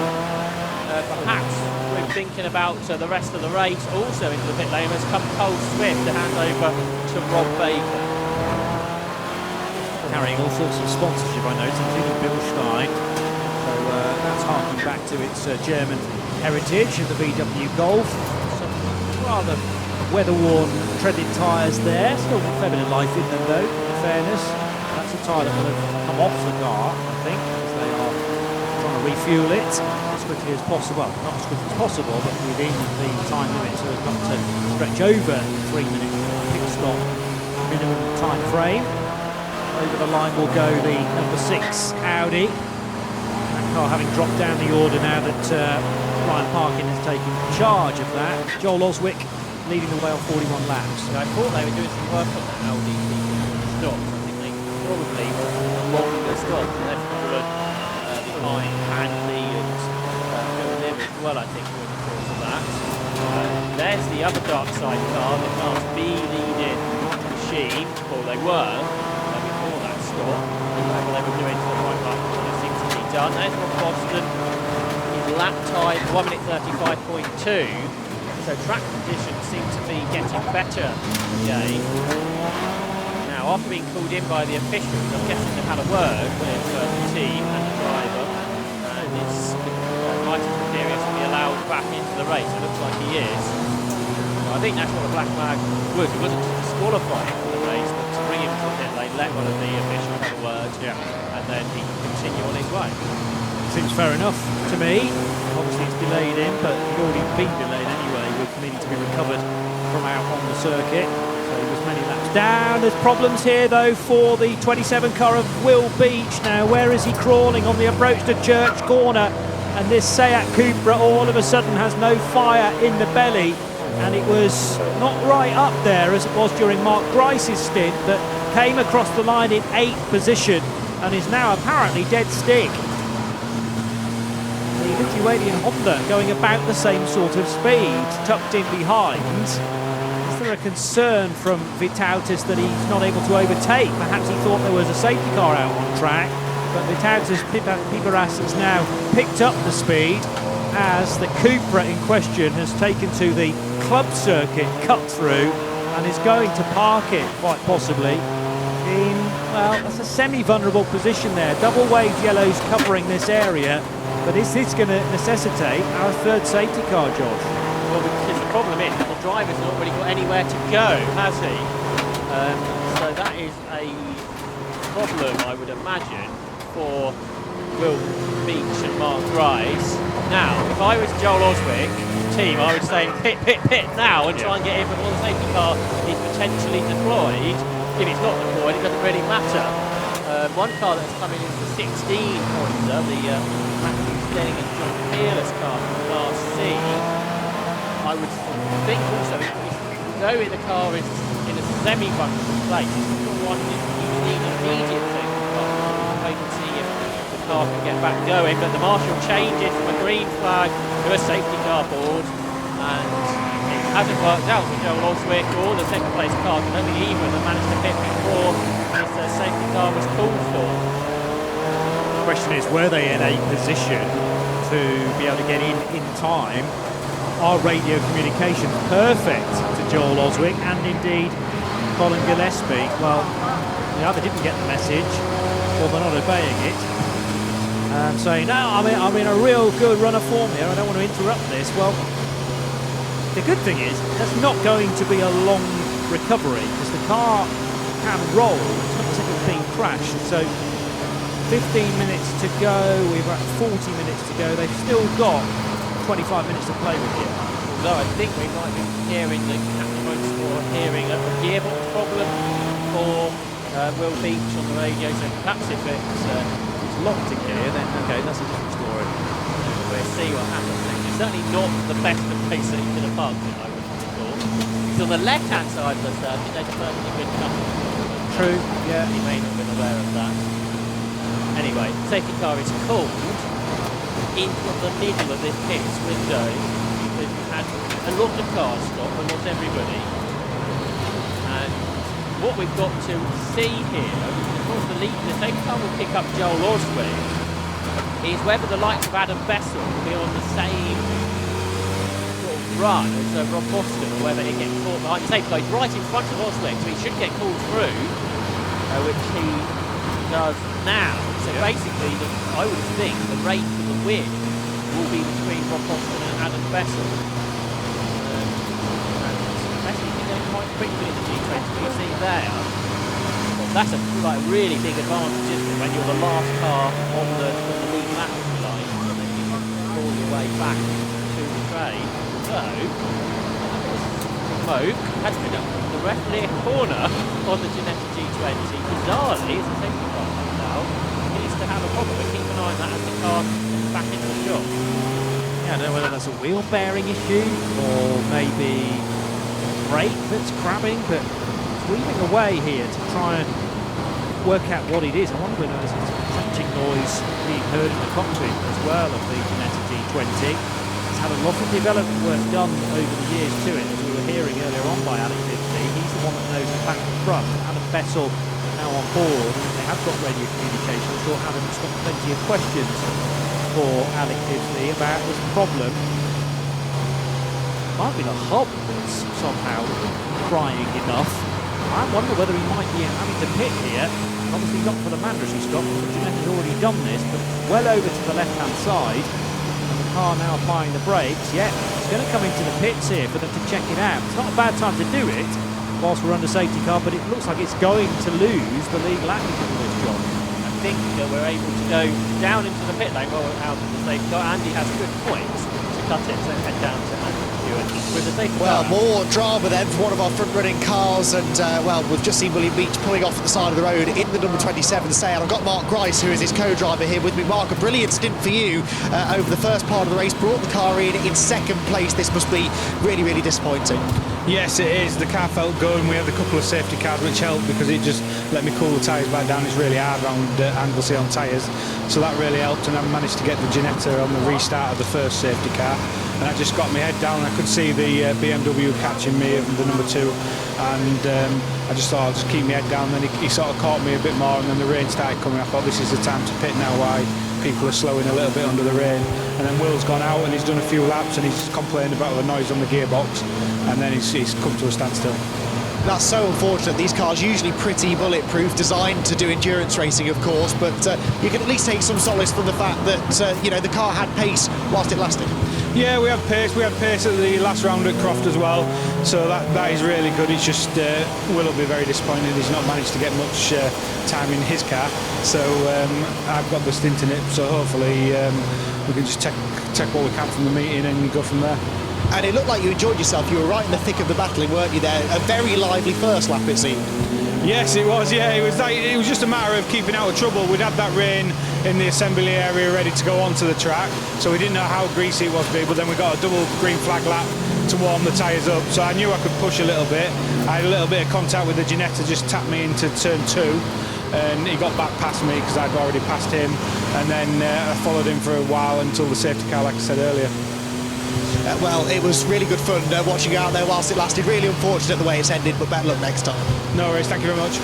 So Mark Grice then out of the race, our third safety car of the day, and still some teams who haven't yet made their mandatory stop, and this was not good timing for them. And just in front of you, Andy, I think is your next port of call, because the Ginetta that Mark Grice just referenced is being pushed into the garage with that rear left wheel issue of some description. The team had a look, Johnny, and quite confident they weren't fixing it in a hurry. But the wheel they took off was the rear right wheel, and the smoke was coming from the rear left, I was pretty sure, so I was puzzled as to the sort of angle of attack from the team. Adam Bessel got out with not very much discussion with those tending to the back of the car, though, so maybe he just knew from the sounds inside that Ginetta that it was done, but there was a lot of smoke coming from the rear left. I wonder whether it was a wheel bearing or something rubbing.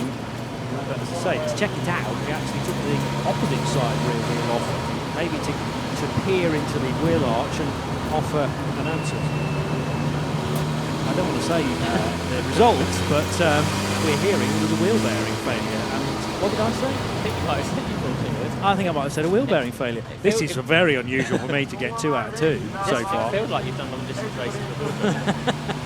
What can I say? Once or twice. Joel Oswick, the downside here, yes, he's not going to be locked out of the pit lane for much longer, but everybody else is bunched up behind him now, so the advantage that he had, when he does finally get to do his mandatory stop, it must be when the safety car has retracted and we've been withdrawn into the pit lane, the hit is going to be so much harder now for the BMW M4 driver. And in Class B, Scott Clarkin right behind the leader, which we haven't had Chris Plaskett or Joe Williams' pit stop yet, but I would suggest that is a disadvantage for Scott Clarkin. The closer you are to the front of the queue, you will probably gain less out of the safety car, I would imagine. You can see that the broken parts somewhere around that shot. This shot shows more rain falling over Anglesey circuit at the moment, with the safety car yet to come in. Flatbed pulling the Cooper around, but not yet into the same place to allow the safety car to come in. And it's the third safety car here in the race. We're yet to get all the pit stops cycled through, so we are yet to be able to give you a true order at this stage. But out of the stoppers, Rob Boston is a full lap clear of Rob Baker now.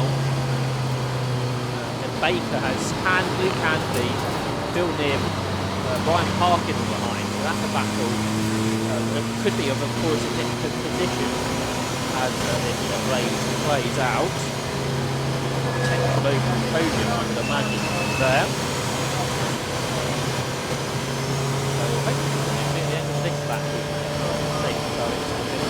Yeah, track is clear, as we know, so happy to go racing again. Could be official fee, we think. And in a moment or two, generally the message is sent to the safety car team at the end of the long straight into hairpin to say, right, we're going to extinguish your lights now. That gives everyone, as many people as possible, a clear line of sight of the safety car roof. The lights are no longer flashing down the compromise straight. Also, it was an intriguing start from Will Stacey early on in this race, wasn't it? Where he properly backed up the field heading into hairpin. What sort of approach Joel Oswick will take. Will he follow the safety car into the pit lane? I would give it a lap because you want to be trying to get into the pit road as quick as possible. And well, the safety car's not necessarily trying to do that. It's looking to enter the pit lane as safely as possible. They might want to make sure that the pit lane entry is fully open before Joel Oswick goes in. He's got still 16 or 17 minutes to make his stop, although he's well over to the left. So actually, I reckon the Phil Driver-driven car will be... Is that still Colin Gillespie?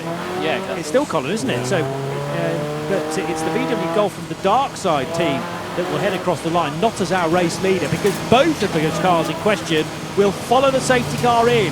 So these are the two remaining stops being received then Colin Gillespie in the Seat Cupra and the BMW of Joel Oswick.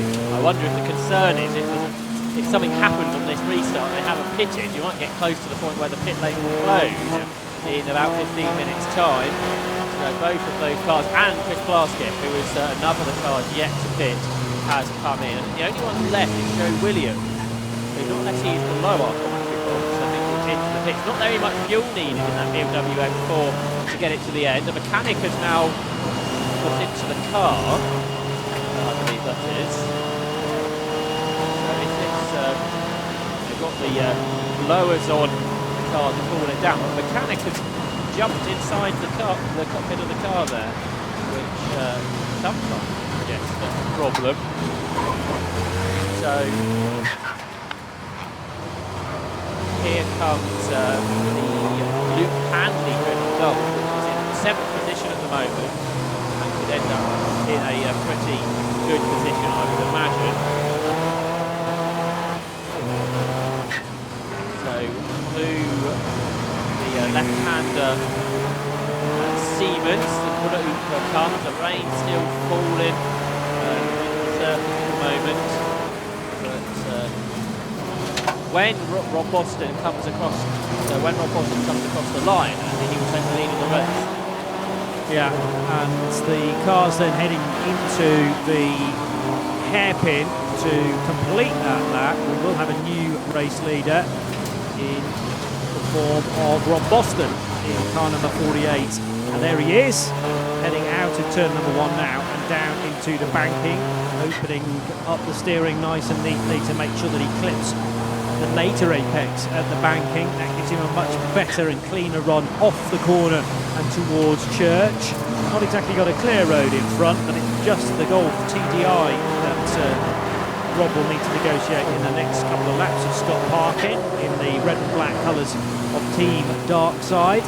Still got Colin Gillespie, soon to be Phil Driver's Tartan Cupra up on its internal jacks, and the Golf not too far away either. Audi TCR car being overtaken by a recovering 92. That was in the wars earlier on, the 92 Cupra, or Leon Eurocolor to be exact, of Phil Knibb. And Knibb now ahead of the Audi TCR. Countdown reaches 0. The instruction to the team to release the airline and allow the Cupra down onto its tyres then, with now Phil Driver at the wheel and raring to go. Chris Plaskett's going to be waved back into the race in a moment or two as well, just as soon as the 3 minutes on his Golf have elapsed. I think we're just waiting for see it come in late in Joe Williams, who's yet to stop his Class B Golf. We'll wait for that to happen, as Joel Oswick has gone back out into the race ahead of Phil Driver and a larger gap between the pair of them. Now Oswick's come out just in front of Boston, but that's a lap down, isn't it? So does that mean Oswick's second? Quite possibly. Well, he's certainly ahead of Phil Driver and Chris Plaskett, but it depends, as you say, where well, where the Baker and Swift VW Golf is. Joe Williams is still running in 5th position, and I certainly haven't seen that Golf come down pit lane. We'll have to wait for the next lap to get a better idea how the Class A order is looking, as the conditions are possibly a little bit bleaker. There's Williams coming into pit lane now, so he was officially second. 30 seconds adrift of this car, the Lotus Elise. And the next car over the line, is it going to be the Rob Baker-driven VW Golf, or is it perhaps more likely Joel Oswick's BMW M4? Yes, I think we could have a good battle for it. If he comes second, there's Oswick, and then Baker's just behind. With the Class B car that's a lap back passing between them, I would suggest this is going to become the battle of second in the race between Joel Oswick and Rob Baker. There's our final pit stopper of the day. That's Joe Williams, the 34-year-old from Herefordshire, who only started racing last year. And he'll be looking for a good result within Class B. And that's another class that we've just got to wait for his pit stop to fully cycle out to be able to give you the race leader. I think potentially some other long distance races might be more simple to follow than this one has been. But with the massive safety cars and the variation in pit stops has added complex. But across the line, Oswick is 4 tenths ahead of Swift, so that will be Baker now. So that's the battle for second. The best part of the lap behind this car, which is Rob Boston, who has completed 49 laps. Actually, he's lapped a minute side by side for second. Going into Church Corner, Rob Baker's on the inside of Joel Oswick. They are wheel to wheel as they come out of the corner. You can see them now with the BMW on the left-hand side of the circuit.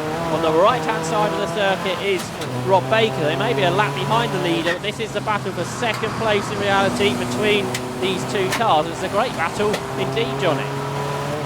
I also really like the complicated strategic races. I don't know, there's some sort of masochistic tendency that I have. But yeah, side by side again, and that will be 3rd position for a charging Rob Baker up the inside of Joel Oswick. We know the BMW is strong off the slower corners, but just didn't have the pace through the rear wheels coming out of Rocket and into Peel that time around.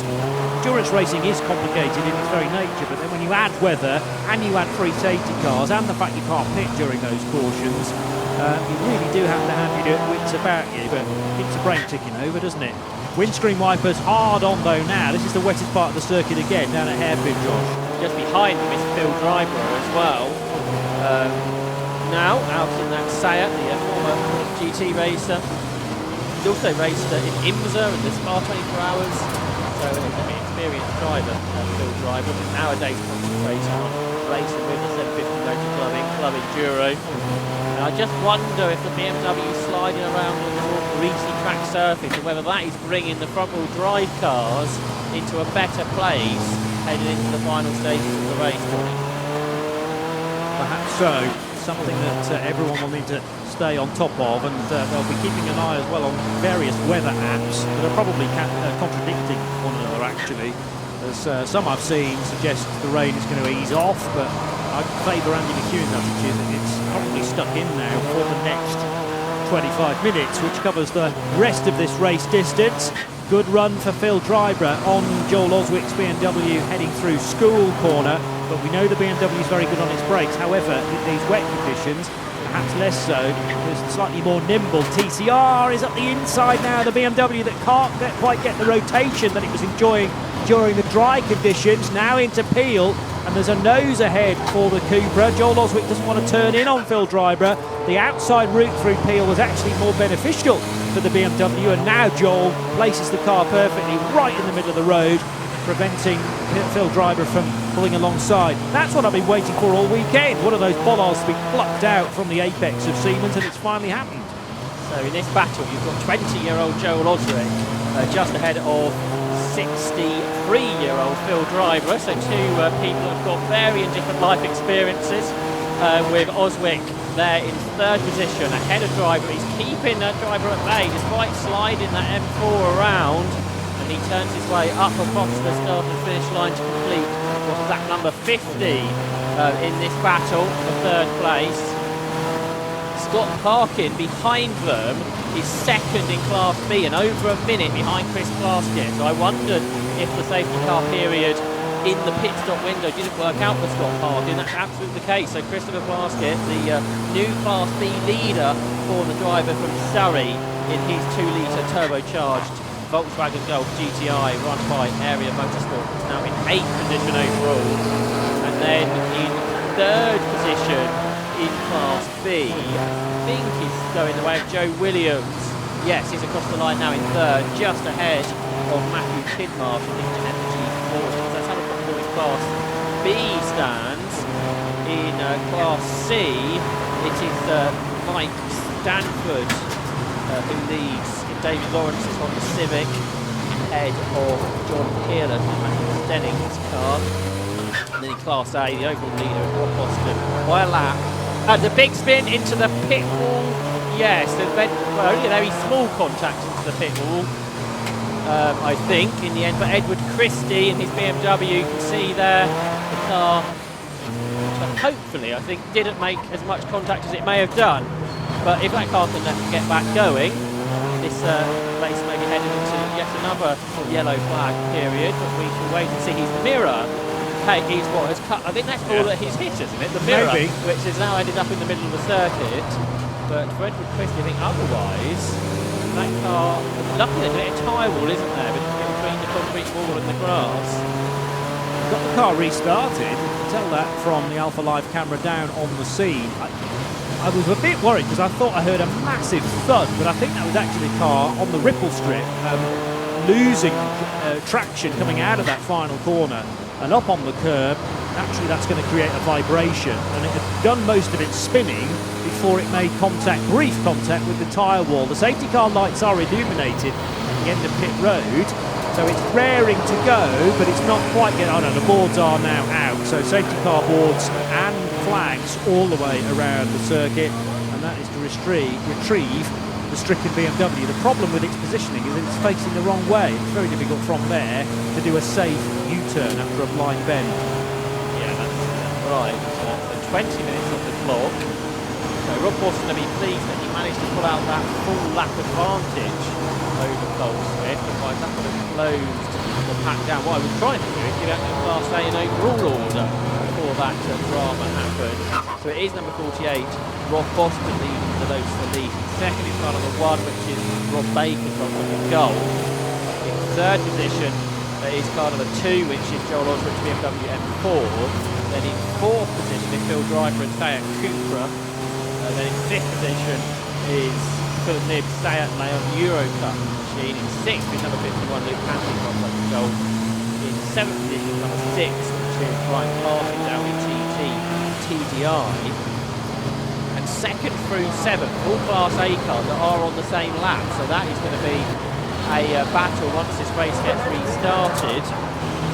And then the Class B leader is in 8th position, which is Chris Clark's Volkswagen Golf GTI, ahead of the TDI of Scott Parkin in 9th, and in 10th position over Alan James in Audi RS3. The safety car has picked up the leader now, as I was suggesting, the rain is coming down further, increasingly coming towards the end of the race.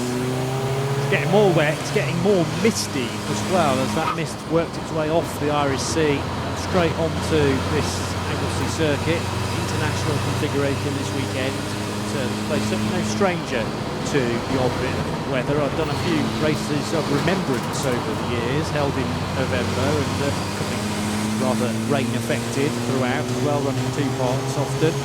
So, but it was glorious to see it in such sunny conditions, this venue yesterday, and then very changeable today. You have to keep your eyes keen to the skies to know what's going to happen next. And for Rob Boston, well, previously Will Stacey was being asked to extend the gap on several occasions. Now Rob having to tend to his, what will this be, second safety car for Rob?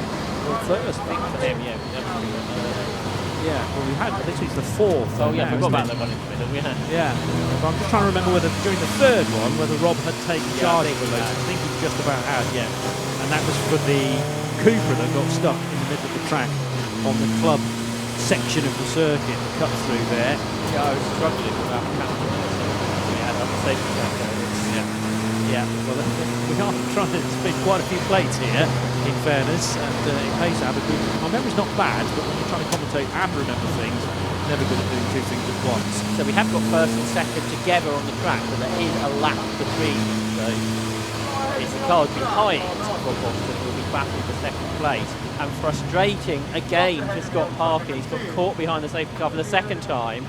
If he was in front of the leader, he could have closed up on the Class Y with Chris Plaskett, but that's not the case. So I think in Class B, for Chris Plaskett, that's going to be just bring the car home in the finishing stages. Now Ed Christie's not got back going, so flatbed is needed, therefore, which perhaps suggests there was more contact than we thought there was with the pit wall and the tyre wall, or that car wasn't able to restart as willingly as we had hoped. I heard it restart, but I don't know, because you can probably see it go into the tyres, because the pit wall is so high here at Anglesey, it actually prevents us from even knowing there were tyres there. I didn't know that it was tyre protected, but it seems sensible, because it's pretty frequent that cars lose the rear end coming out of the final corner and then head towards the intersection of the circuit, or technically outside of the circuit, at pit wall. But there's obviously concern, at least for Ed Christie's car, and it being recovered safely. But flatbeds arrived on scene. It's one of those snazzy flatbeds whereby the flatbed itself doesn't quite detach, but he's able to drop to 45 degrees and makes inching this bright orange BMW up onto the flatbed much easier. So it's virtually there. It will probably be made safe. And Ed's still in the car, by the way, as it's being recovered. He can't get out because the driver's door's right up against the concrete. See now, there is some damage, isn't there? We'll get that shot back we just had a moment ago. If you look at the front of the car, we can move forwards a little bit and down. There's a bit of damage, isn't there? So the car did just clip the tyre wall. Hopefully not too bad, but a bit of bodywork damage at the very least. Engine is running though. Just maybe didn't want to do any more damage to it before it is checked. Rear wheel drive, being a BMW E36 M3, but might buckle the steering arm potentially, although it looks like a very light graze indeed. Anyway, the engine doing his survey of the damage, so in the mechanic's garage, he's starting today. Yes. Probably writing down a quote to get it fixed right now, actually, notepad in hand. And Edward Christie is not particularly enjoying this ride because he wants to be going forwards at a high rate of knots rather than being gently eased onto a flatbed. There's nothing to say that, well, once it checked BMW, I suppose it could rejoin for a bit of testing mileage, or he might just decide to scratch today because the weather conditions aren't ideal anyway. You don't want to risk another off. Right, so hopefully we're going to get a few more racing laps in 14 minutes on the clock. And looking down to 18 runners. Two Class C leaders are together on the track, but separated by 3 laps, I think. So for Mike Stanford, David Lawrence, they are looking to be in a good position. Class B looks pretty settled with that best half of the lap lead. It's all about, and again in Class A, that lead as well. It's all about the second place in the race on this restart. Both Rob Baker beat Joel Oswick behind, and then Oswick has got all those front-wheel drive cars behind him who will be looking to chase over the remaining laps that we have in this motor race for round 2 of the Tiguera Club Enduro Championship. And a reminder of how the season continues. So if you're at home and would like to get involved in the Club Enduro Championship, check out there. The next round of the championship will be at Spa. Actually, next round at Old Park. I didn't write that down. So that's good preparation. Alton Park is the next round because I've been told there's lots of entries. Then they go to Spa in July. Snetterton in August, Donington Park in September, and then Silverstone for the Grand Prix circuit the day after the Birkin Relay in October. So a month per event for Club Enduro, and this year 2 hours is the longest distance. But at Spa it's a double header, or it's 2 races that then get combined, not preventing style, where you have one race, I think it's on the Friday, and then one race on the Saturday, 100 minutes each. and it's like the safety car comes out. So do they wave the checker at the end of the first part and then effectively form the grid from the result of the first bit of the race? Lap gaps. They the same and Joel Oswick stops. No! What's happened there? Well, I did talk about heat soak earlier on and the fact that cars do not like to circulate at slow speed. The car that was in third position has pulled off the road on the exit of the banking, and it's thankfully in a relatively safe position for everyone else to overtake it. The Joel Oswick BMW, that has been a real star of this race to this point, would appear that it's going to go no further unless he can do some sort of reset on it. Just turn the engine off, I think, and suddenly take the foot off the brake. Quick chat with the marshals. Their indication was, I think, straight toe, or not going any further. Further conversation being had. They were head in hand. One of the guys in German also worked headset, now a big shake of the head. So I think whatever Joel is telling the team suggests bad news. We can't stop it from bad things, really. But some of the team now are all heading back to their garage, aren't they? So they are expecting the BMW M4 that was running so well, being only at second race, and this is going to extend the safety car. Exactly, so it's not only... At least you don't get a fifth one. True. At least, well, it's not only horrendous news for Joel, but also for us because it's denying us more green flag racing. The benefit of it happening still within this safety car is that you didn't get back to racing for, say, a lap. You then have to throw the safety car out again to try and pick up the race leader, and that really would have been a significant further delay. Might have even meant the race ended under safety car. Flatbed, another flatbed, has been sourced, thankfully, so not the one that was tending to the BMW E36 M3 of Edward Christie, but instead a secondary one, and hopefully this again can be a relatively quick recovery. We might only have about 5 minutes of racing though by the end of all this. Not an ideal race for the Euro Championship. This Ford is a good time to say we'll be back next week on Alpha Live, which I think is going to be announced officially later. So we've got breaking news on Alpha Live. We'll be back with 750 Motor Racing next weekend at Brands Hatch. Right thought through this announcement, I think we'll come to Brands Hatch next week. You have an interesting approach to note taking, I have to say, Josh, because sometimes your notes aren't even right and you have to remember that they're not, don't enlist all of the tracks we're going to go into later on in the year. And this time, so you do have the categories in front of you now at Brands. I just thought if I thought through that announcement better. All in the preparation, as I find, don't do any. So next weekend we're on the Indy circuit. 4, 2, 4, 6, 8, 10, 20 races for the 750 Motor Club. We've got a double header for the BMW 116 Sprint and the 120 Coupe Cup, which is a new series for this year, which was won by Steve Soper a couple of weeks ago at Silverstone. So it's already enticing, interesting names out. Matt Neal was also out that weekend, as was Tim Harvey. Also racing next weekend is the Hot Hatch Championship, a full grid of hatchback cars, the Type R Trophy on the Civics, Classic Stock Hatch is a double header as well. So it's this weekend a bit of a saloon car, sports car field, and sports car field to a saloon car field to next week. Dramas though during the announcement, Johnny. Yeah, because the towing strap, strop, I'm never quite sure what it is, it's a strop I think, has snapped.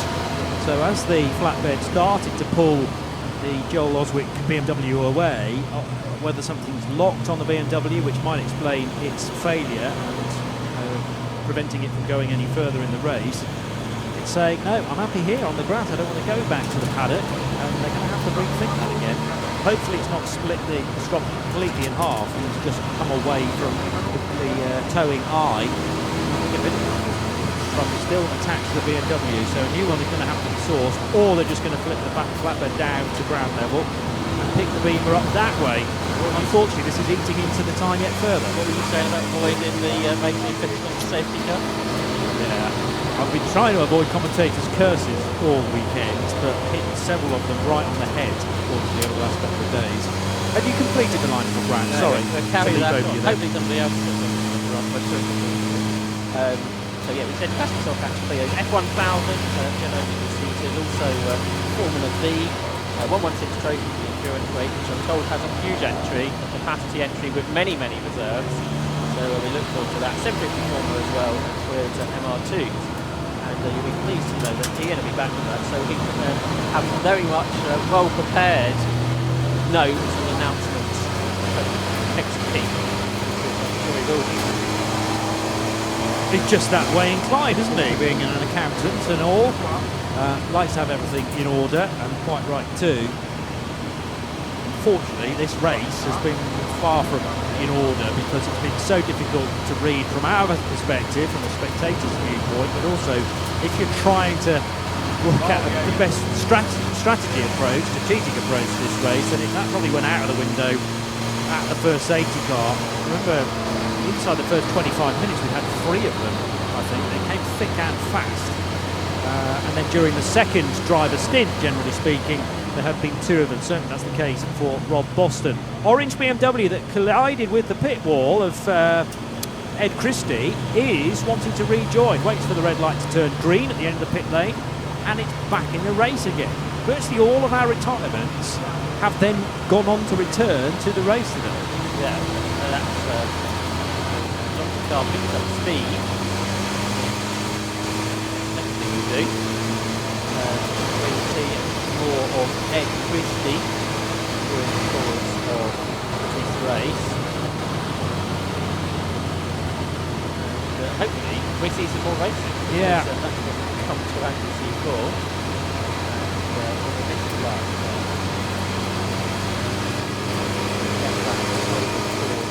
at least one racing lap. Although I'm starting to doubt it. Would be nice, but I am starting to head towards your